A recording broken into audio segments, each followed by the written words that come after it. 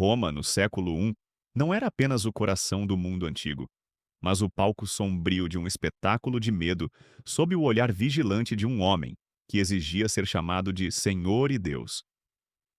O imperador Domiciano, o último da dinastia Flaviana, transformou a cidade eterna em um labirinto de paranoia e suspeita constante. Para a elite romana, os senadores e cavaleiros que caminhavam pelos fóruns, a vida havia se tornado um exercício perigoso de equilibrismo sobre um abismo. Imagine a tensão gélida que percorreu as mansões patrícias quando mensageiros imperiais começaram a entregar convites oficiais para um banquete noturno no Palácio Flaviano. Em outros tempos, um convite vindo do imperador seria o ápice do prestígio. Mas, sob Domiciano, o pergaminho nas mãos de um senador pesava tanto quanto uma sentença de morte irrevogável e impiedosa. Recusar o chamado imperial era um ato de traição aberta. Aceitá-lo significava enfrentar o desconhecido absoluto e mortal. A noite caiu sobre o Monte Palatino como um manto pesado. Os convidados chegaram em suas liteiras, cercados por um silêncio opressor que parecia engolir os sons da cidade. Não havia música, nem os risos que ecoavam nos banquetes de seu pai, Vespasiano, ou de seu irmão Tito. Guardas pretorianos, imóveis e mudos como se fossem feitos de pedra, flanqueavam as entradas do palácio, com olhos que seguiam cada movimento dos aristocratas. Ao entrarem no salão principal do Palácio Flaviano, o ar parecia ter sido sugado do recinto. Domiciano ordenara uma transformação visual sem precedentes. O teto, as paredes e o chão foram pintados de um preto absoluto, criando um vácuo negro que devorava a luz. A única iluminação vinha de tochas estrategicamente posicionadas, que não traziam clareza, mas sim sombras distorcidas e grotescas que pareciam ganhar vida nos cantos escuros. O estado emocional dos presentes era de puro terror. Estar naquela sala não era como estar em um palácio, mas em um mausoléu gigante. Cada passo dos convidados ecoava fúnebre sobre o piso escuro. O silêncio sepulcral era uma ordem não dita. Qualquer sussurro, qualquer suspiro de ansiedade profunda e cortante poderia ser interpretado como um sinal de conspiração ou um desrespeito fatal ao Deus vivo que os convocara. É impossível não sentir uma conexão com a experiência humana universal de estar à mercê de um poder imprevisível e absoluto. Aqueles homens, os cidadãos mais poderosos de Roma, sentiam-se como crianças aterrorizadas e perdidas na escuridão, aguardando o golpe fatal de um carrasco invisível.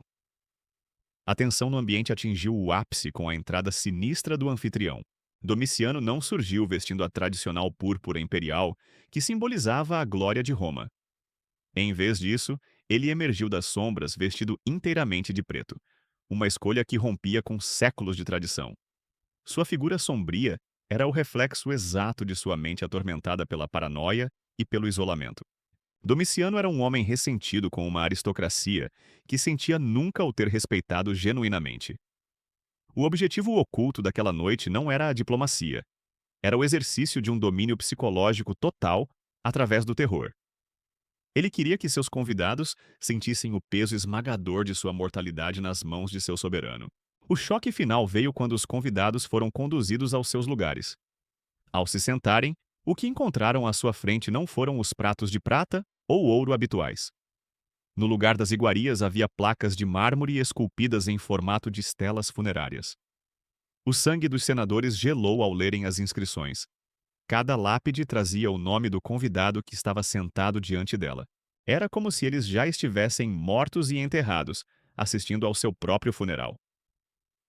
Domiciano, mestre da crueldade refinada, utilizava o simbolismo religioso e fúnebre para desestabilizar seus oponentes, transformando uma refeição em um ritual de morte iminente. Antes de continuarmos, inscreva-se no canal e nos conte nos comentários de onde você está assistindo. Cada fenda no mármore sussurrava que o destino daquela elite estava selado pela loucura de seu próprio mestre. O silêncio que se seguiu à descoberta das lápides era tão denso que se podia ouvir a pulsação acelerada dos homens mais poderosos de Roma. Foi nesse vácuo sonoro que as portas laterais se abriram sem ruído. O que emergiu não foram os servos habituais em túnicas limpas, mas figuras que pareciam arrancadas diretamente do reino de Plutão. Eram meninos jovens, completamente nus e pintados da cabeça aos pés com um pigmento negro e opaco, assemelhando-se a estátuas de ébano em movimento. Esses meninos espíritos, como seriam eternizados nos relatos de Dion Cássio, moviam-se com uma coreografia bizarra e ensaiada, deslizando silenciosamente pelo salão, como se fossem almas errantes do submundo. Eles não serviam a comida com a cortesia esperada. Eles a depositavam diante dos convidados com movimentos mecânicos, dançando de forma macabra e fixando seus olhos vazios nos senadores aterrorizados. A comida em si reforçava o horror. Eram pratos que imitavam as oferendas deixadas nos túmulos romanos, as chamadas feralia. O que estava no prato, como grãos escuros e iguarias tingidas, não era para nutrir os vivos, mas para homenagear os mortos, transformando cada garfada em um ato de aceitação da própria partida deste mundo. Para compreender tamanha encenação de crueldade, é fundamental mergulhar na psique do homem que a concebeu.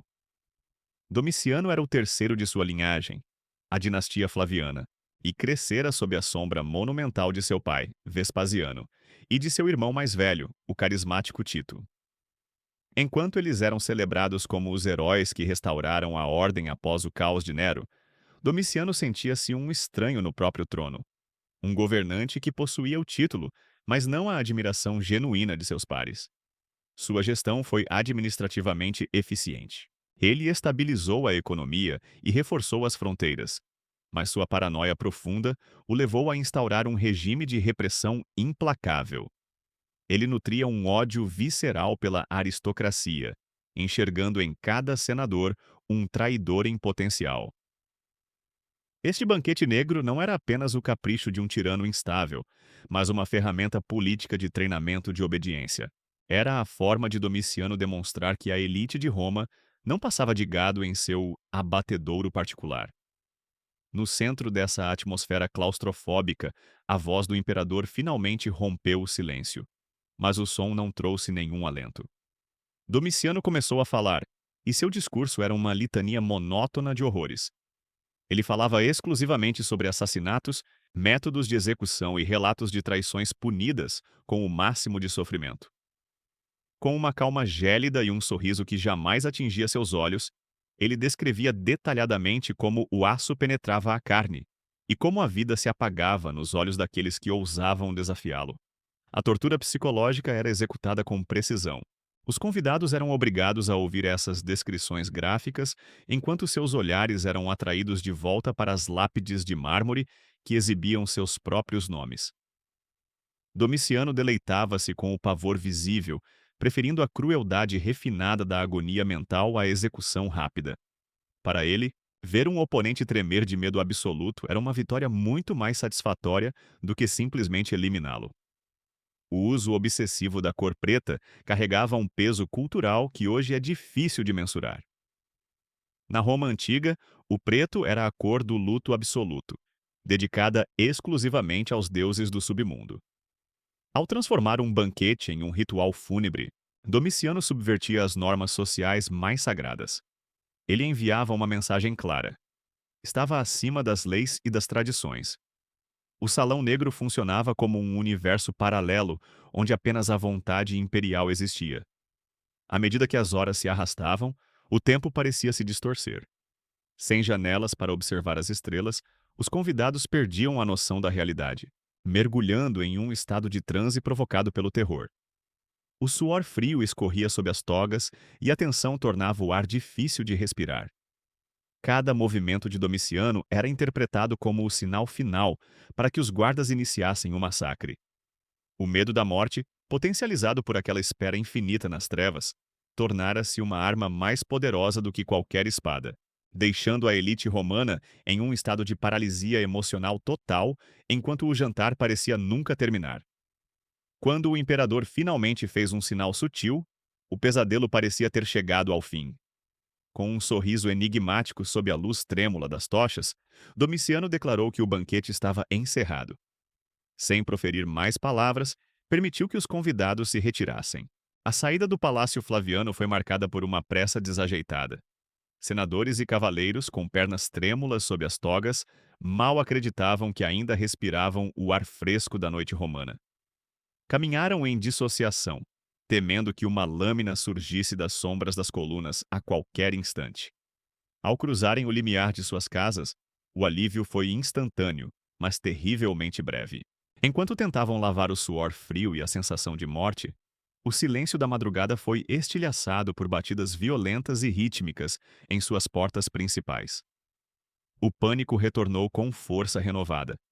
Para muitos, aquelas batidas eram o som do carrasco, vindo buscar o que fora prometido no jantar fúnebre. No entanto, ao abrirem as portas, não encontraram soldados, mas mensageiros imperiais carregando volumes envoltos em seda finíssima. A reviravolta de Domiciano foi tão teatral quanto o banquete. Em vez de sentenças de morte, os mensageiros entregaram presentes valiosos.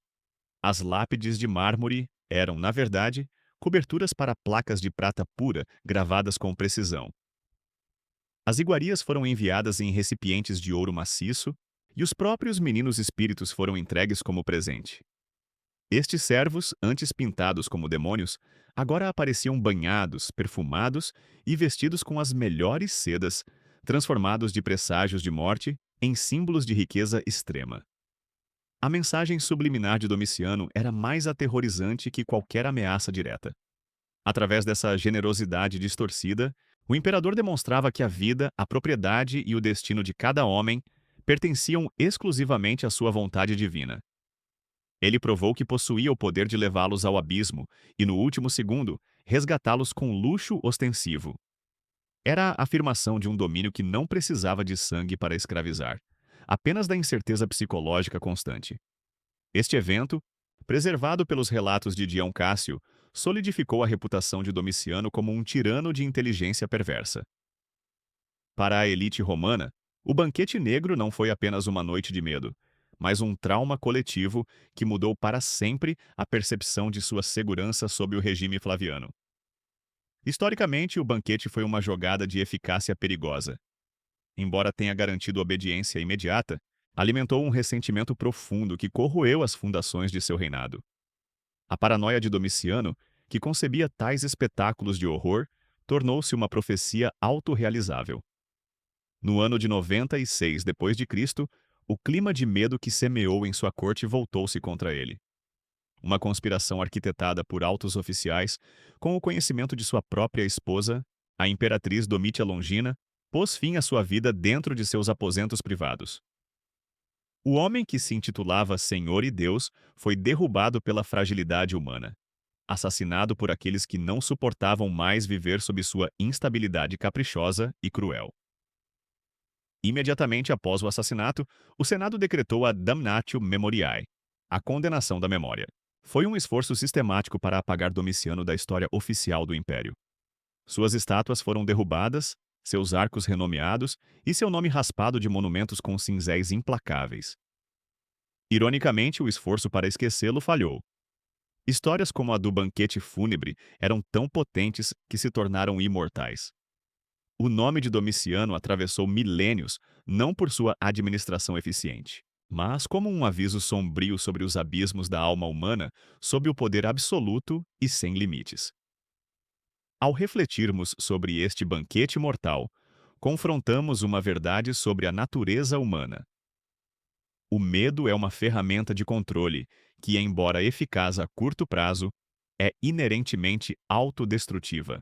A história de Domiciano ensina que a autoridade baseada no terror exige uma escalada constante de crueldade para se manter.